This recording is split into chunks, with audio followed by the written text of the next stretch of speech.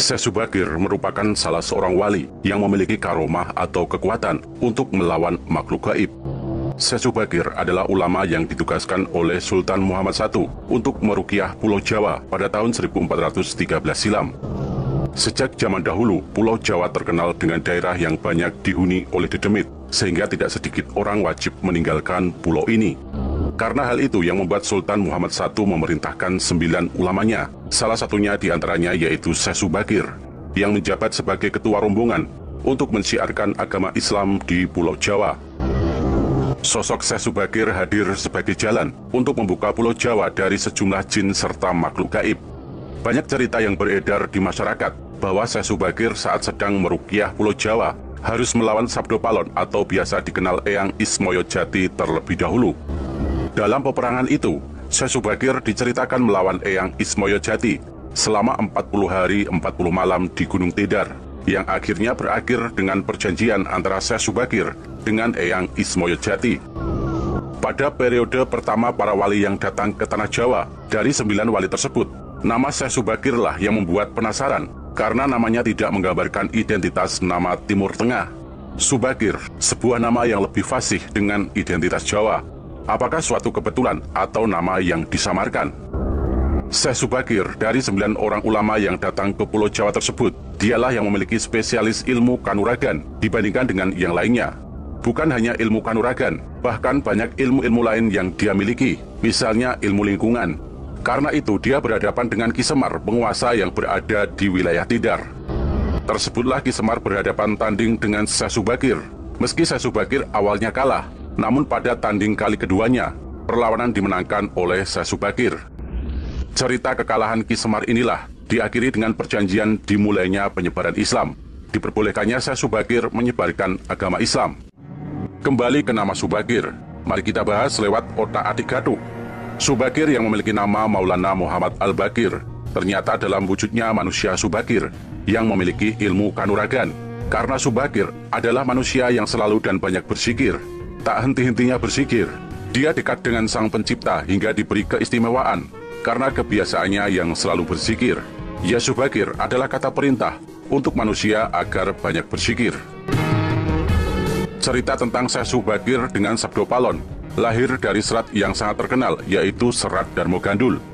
Serat Darmo Gandul adalah suatu karya sastra Jawa baru berbentuk puisi tembang Majapahit yang menceritakan jatuhnya Majapahit karena serbuan tentara Demak yang dibantu oleh Wali Songo. Darmo Gandul ditulis oleh Ki Kalamwadi dengan waktu penulisan pada hari Sabtu Legi 23 Ruah tahun 1830 Jawa atau Sangkalawuk Guneng Ngestinata, sama dengan tanggal 16 Desember tahun 1900. Sebagian ada yang berpendapat bahwa pengarang sesungguhnya adalah Ronggo Warsito dengan nama samaran Kalamwadi, yang dalam bahasa Jawa dapat pula berarti kabar yang dirahasiakan, yang artinya wadi. Karya ini ditulis dalam bentuk dialog yang terjadi di antara Ki Kalamwadi dan muridnya Darmo Gandul. Namun teori itu mudah terbantah, karena Ronggo Warsito telah meninggal 29 tahun sebelumnya. Sampai saat ini penulisnya masih perlu diteliti identitas sebenarnya. Dialog diawali dari pertanyaan Darmo Gandul kepada gurunya mengenai kapan terjadinya perubahan agama di Jawa. Disebutkan bahwa Ki Kalamwadi kemudian memberikan keterangan-keterangan berdasarkan penjelasan dari gurunya yang bernama Raden Budi. Cerita dan ajaran yang diuraikan oleh Ki Kalamwadi memuat berbagai hal, antara lain jatuhnya kerajaan Majapahit, berbagai peranan Wali Songo dan tokoh-tokoh lainnya pada awal masa peralihan Majapahit Demak, topik-topik dalam ajaran agama Islam, serta terjadinya benturan berbagai budaya baru dengan kepercayaan lokal masyarakat Jawa saat itu. Hampir seluruh isi Serat Darmo Gandul merupakan bentuk turunan dari cerita Babat yang telah ada sebelumnya.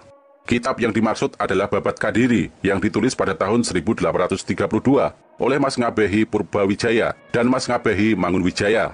Drewes, seorang orientalis Belanda, mengungkapkan bahwa Babat Kadiri menyediakan tema utama dan ide bagi penulisan Serat Darmo Gandul. Kita kembali ke cerita Syekh Subagir. Ketika Syekh Subagir meruqyah Pulau Jawa, aliran yang paling banyak dianut pada saat itu adalah sekte Tantrisme. Sekte Tantrisme merupakan sekte yang menggabungkan antara dua agama, yaitu Buddha dan Hindu Siva.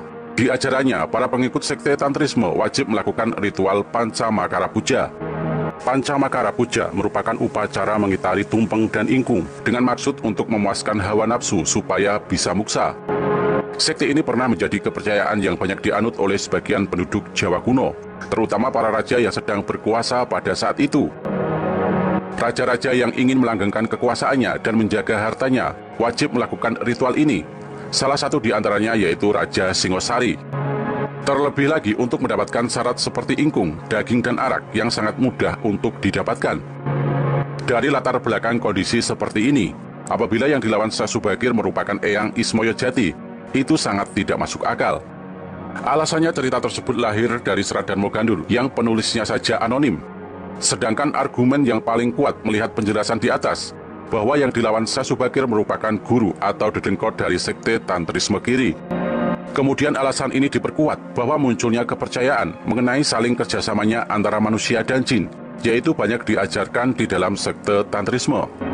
Hal inilah yang juga menjadi bukti bahwa para ulama yang datang sebelum Syekh Subakir bukan dimakan oleh dedemit, melainkan dihabiskan oleh orang yang bekerja sama dengan para jin atau biasa kita katakan dengan istilah santet.